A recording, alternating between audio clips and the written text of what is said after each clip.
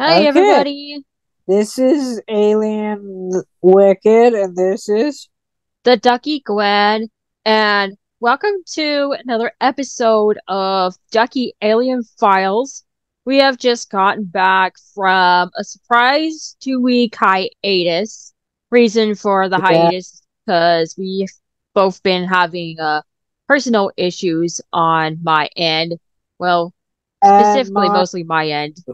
And my end as well. There was some bull on my end, too.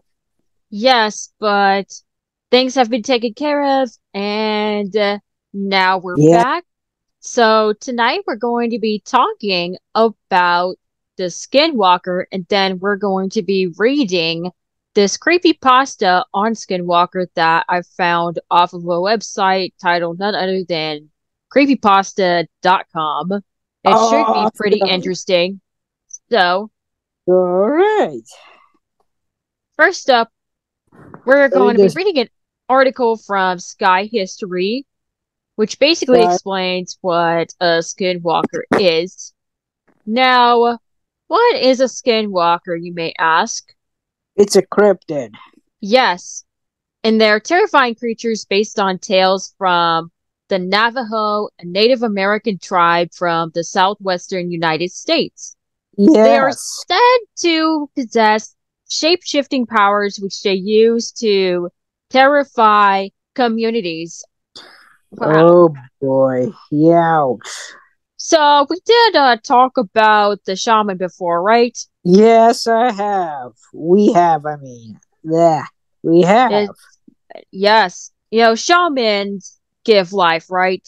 They're supposed to give life. There's some darksiders out there. I'm taking you're referring to a darksider? Yes. Specifically, we're referring to the Skinwalker. The Skinwalker, in that regard, is the opposite of shaman. Whereas the shaman does healing, the Skinwalker does not. In fact, the Skinwalker is an evil witch who happens to shapeshift into different animals, by the way. Yes, and I bet people too, because you can shapeshift into anything. That's right.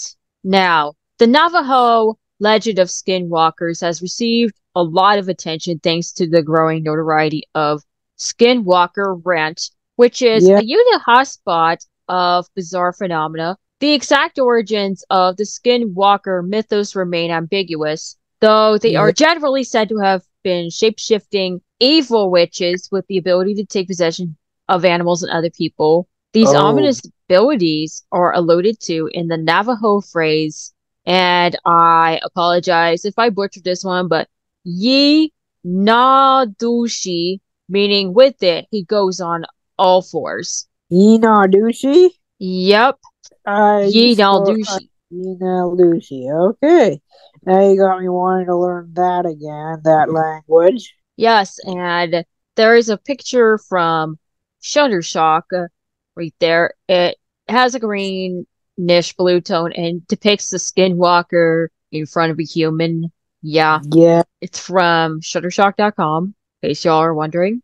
Yep, Shutterstock. I think they are expensive there. Oh, yes. Shutterstock, very expensive. Yeah. Very expensive. Like, if in order to download a high quality photo of whatever you want off there, you gotta pay like I say somewhere between $99 and practically over $100, which is ridiculous. Lord. It's not just Shutterstock, by the way. There's other sites like Getty Images and other stock photo sites like that. That prices are pretty annoying, but yeah, that's like a fun factor. Anyways, the Skinwalker. Yes, believe it or not, according to some traditions, Skinwalkers were once healers and people of medicine who were corrupted by their own power and turned to evil. See what I Oh mean god. by them being the Letting opposite of it, a shaman? yeah, letting it get to your freaking head. Fluffing Yes. head. Uh-huh. In modern times, comparisons are frequently made with the Sith Lords of the Star Wars universe. Of course, most of you know what Star Wars is, but if you don't, I recommend you watch it. But anyway, it's also been said that social transgressions and the breaking of tribal taboos can cause anyone to become a skinwalker. Oh Oh, boy. so any a-hole can be a skinwalker. Yes, anyone indeed can be a skinwalker when you let darkness take over your life and you do some things that are pretty unethical. Yes, that's Really. true. There are plenty of skinwalkers around us, believe it or not. We see them in a form of regular humans every day, only they don't Yes, shift into animals like the mythical skinwalker do. I do know some of them are just dumb humans. Yes, there's plenty of it out there. It's more Yeah, common the than you think. FBI, I bet the FBI has seen a lot of skinwalkers. That's right. Frequently imagined in the form of monstrous coyotes, wolves, and bears, skinwalkers are supremely powerful beings said to be near impossible to kill. So basically, if you attempt to even try to kill a skinwalker, good luck. Let me try a psychopath. That's the closest thing to a skinwalker. Yeah, but at least psychopaths are easier to kill than what we're discussing here. Yes, this thing's a cryptid. Cryptid. It is. Yep. Although, according to widely reported lore, a bullet or a knife rubbed with white ash may just do the trick. Oh, Very like a interesting. werewolf. Like a werewolf. Yes, like werewolf indeed. Or maybe in some cases a vampire. I think it's the vampire is garlic. I know that. Yes, their weaknesses are garlic. And then, this is how they're depicted in popular culture. They're kind of Skin, like a humanoid thing. I've yes. seen on YouTube. So there are some prominent examples of skinwalkers in popular culture.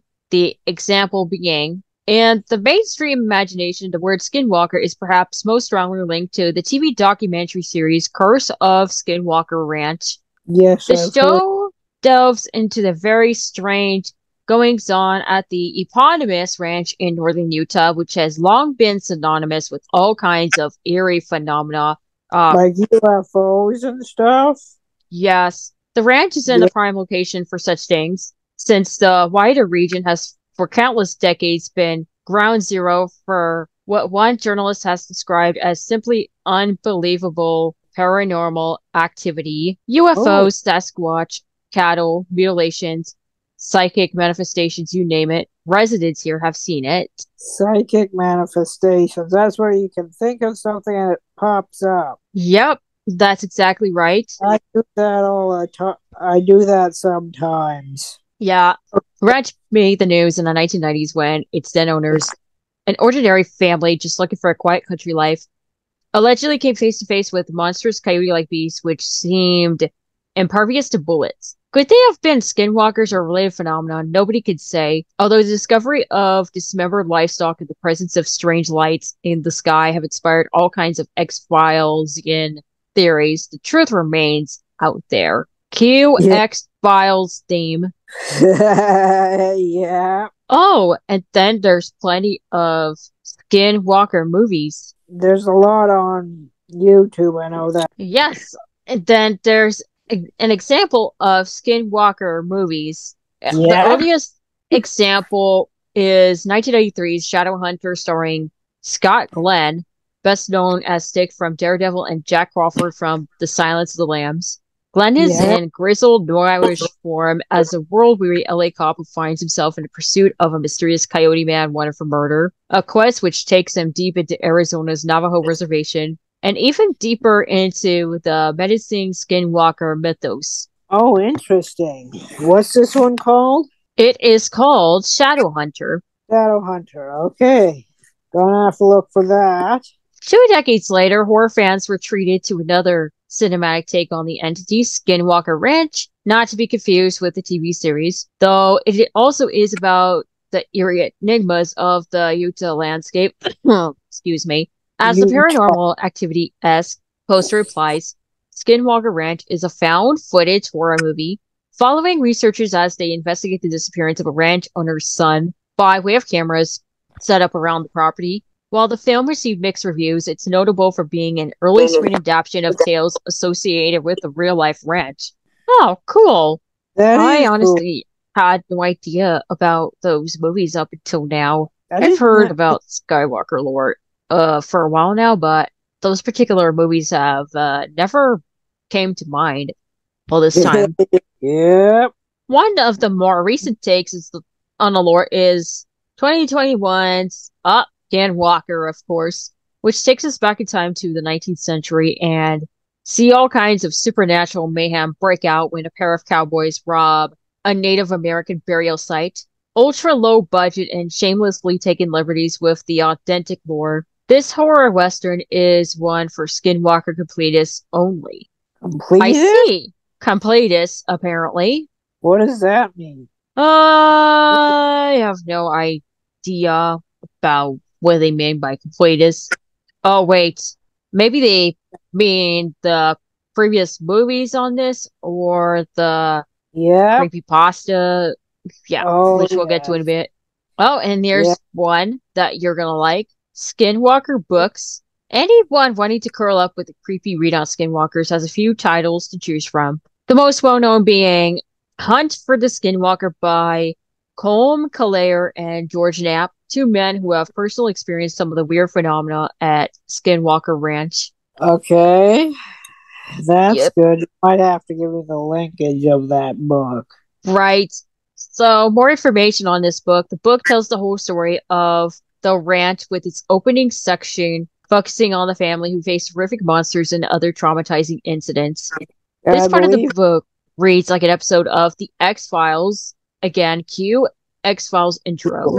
Crossed with the Amityville Horror, but the tone then shifts with the arrival of scientific researchers sponsored by wealthy property and aerospace magnate Robert Bigelow. Cool. Yeah, his interest in the ranch helped cement his status as a place of enduring fascination akin to Area 51 and the site of the Roswell crash. Cool. Cool. And and then there's a follow-up to that book called Skinwalkers at the Pentagon, which was co-written with one James T. Lakotsky. Oh, really? Yeah, this volume places the Skinwalker Range in the wider context of research carried out into UFOs and unexplained happenings by the US government.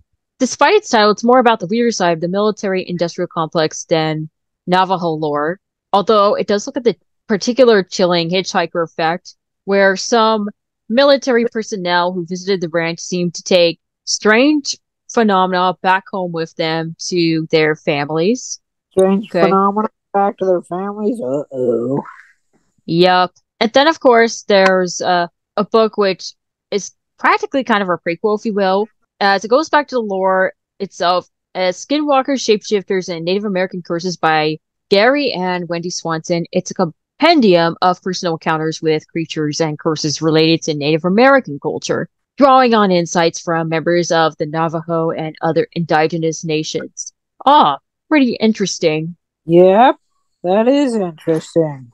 Yes, absolutely. And then there are games based on Skinwalker, and one of the most talked about being Skinwalker Hunt by an independent game developer known as Andrei Vincevich. Again, apologize if I butchered this, which was released in 2021 on the video game distribution platform Steam. Oh man, there's so many notable events associated with 2021. Wow. 2021. Wow. That's when I got my first tattoo. Nice. I remember that all too well. Yeah, the swearing water molecule. When the water starts running, and I almost swear when we were doing this. It's said to allow you to step into the shoes of a Native American monster hunter who is hunting down skinwalkers across the globe, placing an emphasis on atmosphere and exploration rather than a linear storyline. The game has been praised for its simplicity and the mood it conveys. And then there's another one of those games on Steam called Skinwalkers by Luis R. Gamboa, which has a similar aesthetic, plunging a player in the dark woods where a Skinwalker stalks the shadows, though experienced gamers have reported completing in a matter of minutes. If only the real life mystery Skinwalker Ranch could so be easily resolved. Wow. Yes, that's true. Wish it could be resolved. Wish a lot of things can be resolved, but what can you do? Yes. Then there's 8 facts about skinwalkers. Number Okay. one, of the obvious, they represent the essence of evil. Number two, they have transformational powers. Yep. And Shapeshifting. yeah, yeah, the examples commonly seen that they transform into are coyotes, wolves, eagles, foxes, and Canine. crows. And crows. I didn't know that. I didn't know that part either, but nonetheless, I'm not I surprised. was gonna say The a crow is shapeshifter. not. I was gonna say a crow is not a god darned canine. Yup, right. So different tribes have different accounts of the legend, but in some stories you'll find skinwalkers can steal faces from different people and appear as someone you know, or even absorb themselves into a person's body. Oh, okay, yeah, that is just creepy That's right there. called possession, I think. Yes, that's exactly right. Possession. Like that one scene from The Exorcist where Oh, I Linda love Blair's character, turns demon-like and she the pukes. saying. Yeah, I remember that. Yeah, she was in that bed. If y'all don't remember that scene Yeah, I from the movie remember or the whole that. movie, yeah, that's basically what That it feels book. like to me as I read this. Yep. And of course, there's training and gruesome initiations. So, part of their training and gruesome initiations is that they often have to sacrifice a sibling or a relative before being allowed to fully realize their powers. Oh, Oh God crap. Almighty. Oh God crap. Almighty. That would be me because of my brother. Yes, is not something you want to be a part of, folks. Anything requiring sacrificing of family or friends, red Disgust. flag, red That flag. old. Yes. Oh my God. They are often found around graves and graveyards. So, basically, they Okay. seem to enjoy time spent around the dead. In Navajo myth, they are said to dig up bones and use these bones to make charms and spells. You know what this describes, y'all? This describes necromancy. That's what it is. It's Neck. definitely necromancy. It's Yeah, when where you you bring somebody back from the dead for, do your bidding. yes, not a good thing. Not a good Not thing. cool. Not cool. Nope. Nope. Oh, there's something interesting. Skinwalkers have no age limits. So while the majority of skinwalkers are adults, there is no age limit, and there have been many sightings of child skinwalkers. Oh, Lord. Yep, yeah. so they prey on children too. That is disturbing. Especially the children part. Right.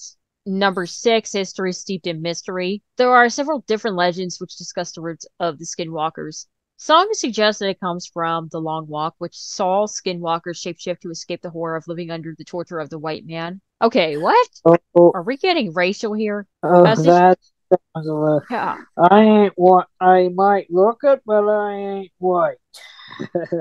yeah, yep. I'm actually technically biracial as I'm half Hispanic, but let's continue. As they shifted to animal form, they could not be caught by soldiers. Well, and then another origin story suggests they were a tradition started by the poor communities as skinwalkers would dress up in their ceremonial dress and knock on doors. Richer people began to leave something outside for the skinwalkers, but as times changed, the offerings were reduced, and this led to resentment. Now they simply exist as hateful people out for revenge.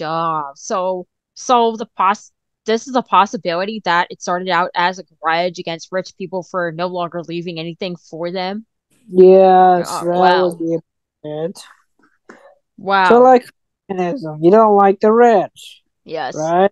Similar. Right. It's kind of scary if you ask me. It's a Yes, I think that yes. idea was there for a long time. Yeah. It's kind of like trick or treat, except more darker. Yeah, that does sound darker. Yeah. Isn't it Yeah. bird, a fox, or a skinwalker. Okay? Even in modern day, there are sightings of rapidly moving animals much faster than any animal could move naturally. Of course, the obvious, they're attributed to beastly shapes that can run alongside moving cars. Wow. So they can run alongside moving cars? Okay. That's a skinwalker right there. How are they able to not get run over? Is the question. The And speed and agility they yeah, have.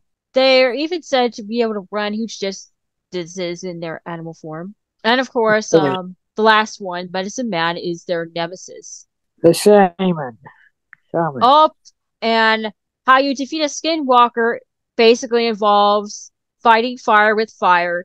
So you have to use magic and charms that they use themselves. However, a blessing from a medicine man can provide some protection. Medicine men are recognized as the only people who can effectively combat the dark magic possessed by the skinwalkers, and that's the end of that article. Wow. Yeah. That was some very, very enlightening information. And Yeah. speaking of cryptids, by the way, there is a link on fandom dedicated to cryptid, and there's an article on there about the Skinwalker that goes into further detail about the origins and the history of the Skinwalker. I will provide a link in the description below so Okay. you can check it out for yourself as it has more information. Yeah, Uh, moving on, we're going to be reading the creepypasta titled none other than okay. Skinwalker. Man, where's with those Okay. obvious titles? For real. Skinwalker, that's the name of the title? No, duh. It is the name of the title. Really? Okay. It came out in December 28th, 2013, and the estimated reading time is 11 minutes, so this should be an interesting 11 11 minutes? minutes. Yeah. Yeah, I found this article just this afternoon while I was researching this subject, and I happened to come across this in Google, and I was able to read at least half of it, but I didn't get around to finishing it before recording began. But we are going to finish it during this recording, so that's going to be a plus. So, Yeah. with that said and out of the way, let's start the reading. Okay. And like I said, estimated reading time is 11 minutes. So, It's going to be yeah. 11 minutes of interesting. Yes, 11 minutes of interesting. Let's begin. My father told me a story once. I'll never forget it for a few reasons. I think it's the first story he ever told me as a child. It's also the story of how my grandfather died. But honestly, that isn't the reason. You hear stories on TV, or sometimes you overhear something in a public place. People talk about ghosts and aliens, and you think to yourself, that ain't real. They're making it up, or they're mistaken, or they're crazy, or something like that. You just can't believe it. That is until something happens. Something that brings it all together, connects the dots in a way you didn't think of before. Maybe it happens to you, or maybe you hear the same story again and again from different people. It doesn't take long for the world to become a lot bigger than you thought it was. As I said, this is a story my father told me, but I never believed it, even though he swore up and down it was true. It wasn't until I started clicking around the internet that I started to believe. I started to hear other stories just like the one my father told me. It didn't take me long to believe after that. That's not what my father called it, of course. He's never used the internet in his life. He wouldn't know what the online community had taken to calling it. When he chose to call it something other than it or that thing, he called it a skinwalker, after an old Cherokee tale his grandfather told him. But I'll tell you the story the way he told it to me. We were out hunting one night in the woods surrounding the dairy farm in Ohio where we lived at the time. He'd tell me we were tracking coyotes. We'd kill them for $50 a skin. They'd kill calves sometimes. We'd do it every night because we needed the money. Sometimes, while we were out, we'd come on a deer and kill it. Our landlord didn't mind, and it could feed our family for a few nights and save us money. Anyway, we were done making our rounds and heading home, walking because we didn't have a car or a four-wheeler back then. We'd cut through the woods. That's when we came upon it. Blood everywhere, splattered on the trees, in the grass, in the creek, everywhere. At first, we figured it was a pack of coyotes. We'd seen how, sometimes, when they weren't able to scavenge for whatever reason, they'd start hunting deer or cattle out of desperation. The worst was when they bred with feral dogs. But this wasn't like that. You see, when a pack of dogs, wolves, or coyotes attack something, they do it right. They'll pick off one that's weak, sick, or old, or just small. They'll hunt it, throw it into a corner, someplace it can't get out of, and they'll run it right to the biggest one, the alpha. And that deer will never see that alpha. It might hear it, but it won't see it. All of a sudden, its throat will be torn out and it will drop dead. It's quick and it's clean. That wasn't what happened here. Something had come upon a group of deer. Coyotes won't attack a group. Wolves wouldn't either. They'd get too much of a fight. There were three, I think. Three bodies just torn apart. You'd see a head or a torso here, a leg there. Predators don't do that. They don't leave scraps behind. Whatever had done this hadn't done it for food. It had done it for fun. But we didn't know that at the time, of course. We just saw a bunch of carcasses and figured it's something we had to take care of. I remember my dad telling me to go home, that he thought it was the work of a pack of feral dogs. But I wasn't leaving him, and I damn sure wasn't hiking through 2 miles of woods alone, in the dark with nothing but a .22 and a pocket knife. I was only 13 at the time, so a .22 rifle was the only gun I could reliably use. Dad had the shotgun, and I wasn't going anywhere without it or him. It took me a while to convince him, but finally we began tracking whatever did that. It wasn't hard either. We just followed the blood. Either that thing bled a deer before it got away, or it dragged out one for a mile. I don't know. What I do know is that I'd never seen my dad scared before that night.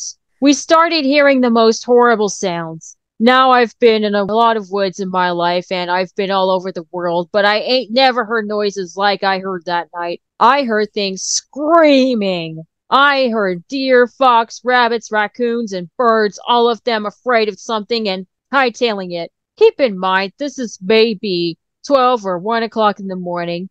Except for the fox and some birds, nothing was supposed to be awake at that hour. But they weren't just awake, mind you. They were on the run. That night, I saw flocks of birds trying straight into trees, trying to escape something. We came upon a pack of coyotes and nearly shot a couple thinking they had their eyes on us. But when we saw they were running in from someone, nothing toward us. They didn't even notice us and went right past. Then some deer did the same. Then some rabbits, squirrels, and foxes. Even a couple of wild hogs. These critters were supposed to be hunting each other, and the only thing they cared about was getting as far away from there as possible. We should have put two and two together, that maybe whatever we were tracking wasn't something we were supposed to see, and it wasn't something we could kill. To this day, I don't know why we didn't just go home. I guess we were curious. I think that was my dad's nature, to go toward trouble to fight. And being aware of the things my father did during the war, I figured it was best to stay by his side. We finally reached an open valley. It was normally a soy field, but it wasn't in season, so it was just flat dirt. That's when we saw the tracks. Animals fleeing the forest had leveled everything in their path. But where that deer blood was, nothing had taken a single step. It was like whatever was responsible had left it for us to find. The tracks were shallow. Whatever it was couldn't have weighed more than 100 pounds. But that didn't mean much. A bobcat weighing 40 pounds soaking wet can tear out your throat if you ain't careful. The fact this thing was on the lighter side just meant it was probably quick and was going to be tough to hit. So we followed the tracks, and it didn't take us long to find where they led. There's an old schoolhouse that sits on top of a hill. Half of it had been ripped out by a tornado, but nobody lived there, not for a long time. Sometimes we caught homeless people in there or drug addicts looking for a safe place to shoot up. We figured maybe that was it. Maybe it was some sick kid riding a high, but we didn't think that for long. When we got to within 50 yards, we heard a noise. A sort of screech made up of two different sounds. One was high-pitched, and another was a low growl. It was making both sounds at the same time, if that makes any sense. We approached to within 20 yards, and we heard another sound. Different this time. I remember thinking that it sounded like paper being torn apart while someone was swinging water back and forth in a bucket. Dad looked at me, knelt down, and whispered. He told me I had to stay behind him because we're about to corner our prey. Any animal will fight when it's cornered, especially a predator, but we can tell by the tracks that there's only one. He tells me it's probably a single feral dog, most likely rabbit. The plan, he said, was to sneak up on it while he was eating, shoot it, and then keep shooting it until it didn't move anymore, then slit its throat. And if it got to Dad, it was my job to shoot or stab it to get it off him. So we walked up with me right behind him, just a tad to his side so I could see what it is. I wish to this day I hadn't. It was leaning over a carcass, tearing off its flesh, and throwing what it didn't nibble at aside. There was blood all over the brick, glistening in the moonlight. It was pale white and looked a little like a man, but not quite human. It had arms and legs like ours, but it sat like a monkey, hunched over, and its hands weren't normal. It had long fingers with claws at the end. So we saw that and my dad hesitated. He wasn't about to fire at a person, so he cleared his throat to try and get it to turn around. I swear to God Almighty, all the noise just ceased in an instant. I ain't ever heard true silence before that, and never again afterward. But for 2 seconds, nothing made any noise. And I mean nothing. This made it all the louder when that thing turned around, made this shrill cry, and pounced on Dad. He got a shot off. I think he missed. If he hit it, it didn't face the thing at all. But it was on him, tearing the entire parts of him off. I started shooting it with a .22 point blank, but the thing barely bled at all. I got off 5 rounds and I started hitting it with the butt of the gun. It didn't budge or even registered that I was there. It was clawing at my dad, removing whole chunks of his flesh. It started on his torso, peeling off the skin on his chest, then moved it up. It tore out his throat, ripped his nose clean off, and gouged out his eyes. Then it scalped him and started digging in. I stood there, helpless, as it ripped off the bottom half of his jaw, the little bones, that tube in his neck, and then his ribs. Wow, imagine that thing ripping your nose clean off and gouging out your eyes. Yes, Damn, that's bad. I know. Especially Mhm. the gouging out the eyes part kind of feels like Oh, something straight out of Oedipus Rex. Oedipus Rex, I remember him. He was the one who was sleeping with his mother and Yes, doubted that when he found out. yes, I remember it all too well. So let's continue. I don't exactly remember what happened, but somehow my dad's knife ended up in this thing's shoulder, and my dad, what was left of him, that is, ended up on my back. I was running, and by God, I was going faster than I'd ever run before or after, and it was following me. I ended up back in the forest, opposite the woods we started in. I was heading towards my landlord's house because it was the closest thing to help nearby. But even that was a half a mile away. All the while, I could hear the thing screeching and moaning. I heard branches cracking and getting thrown around. It was cracking so loud and often that it sounded like someone was taking an axe to every single tree I passed. But I never looked back, not once. The thought didn't even cross my mind. Finally, I tripped and fell into some gravel. I looked up to see my landlord and a bunch of his buddies drinking around a campfire. I screamed and cried, and they came over. I told them to call an ambulance, and my landlord looked at me and said something I'll never forget. "What is that on your back?" he asked me. Just as the words left his mouth, it dawned on him without my saying a word. It was one of those flannel shirts my dad wore everywhere, he realized. And it was damn near all that was left of my dad. Aside from a bit of my father's head and torso, that's all there was. Absolutely nothing below the waist. Suddenly, we heard it. The screeching. My landlord grabbed me, causing me to drop what's left of Dad on the ground. And I was fighting him, crying, because I thought we could still save him, somehow. But the truth is, my dad had been gone well before I ever picked him up. And all I'd done was carry a corpse back home.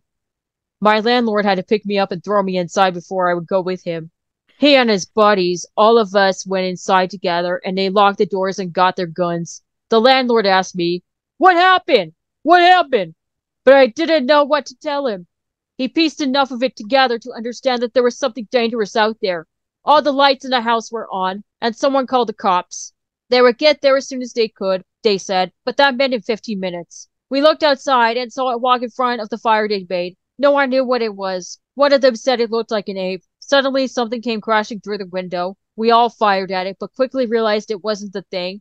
No, it was my landlord's dog. Well, his body anyway. His head and legs were missing. We had just started pushing things in front of the doors and windows to form a barricade when we heard something in the garage. I remember one of his friends saying that the doors were open. We heard metal and glass being ripped and smashed. We dragged the couch and TV in front of the door to the garage for added measure. It banged around some more, but then it got quiet, not silent like it was before. We could hear it move around some, and the guys were talking, making sure their guns were ready. Someone handed me a pistol. No sooner had I cocked the hammer back when we heard something shatter upstairs. Then we heard it screech again, except this time it was louder, and it didn't echo and fade out because it was inside. We all rushed to the one door that led upstairs, and we got to it just as that thing did. It opened it just a bit, and 4 or 5 men just slammed into it. It managed to get its hand through. Someone with a shotgun took care of that, put the barrel right up to its wrist and pulled the trigger. Blew its hand clean off. Wow. Yep, that only pissed it off, though. It started shoving that door, clawing. We were on one side pushing as best as we could, and it was on the other doing the same. The wood wasn't going to hold, so someone told us to keep our heads down. Suddenly, the top half of the door was gone, and my ears were ringing. There were splinters everywhere. 2 or 3 of them had just unloaded on the top of the door. I don't really know where it went after that. The police got there.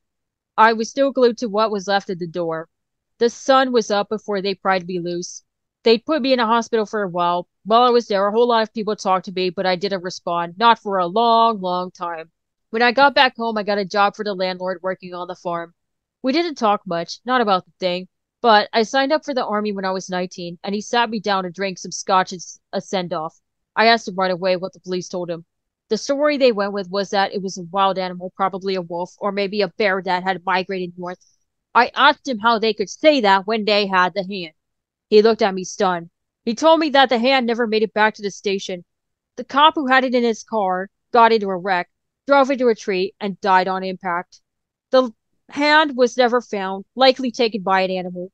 The cops, when they would acknowledge the hand existed at all, said it was simply the paw of a bear that resembled a man's. I never talked to the landlord again. He went missing while I was in basic training, and no one ever saw him again. There were rumors that he owed some people some money and skipped town, but I don't think it's that simple. As for me, I never went back to the woods. I wouldn't even if I had the whole US Army at my back. That was the extent of what my father told me about the incident in the woods.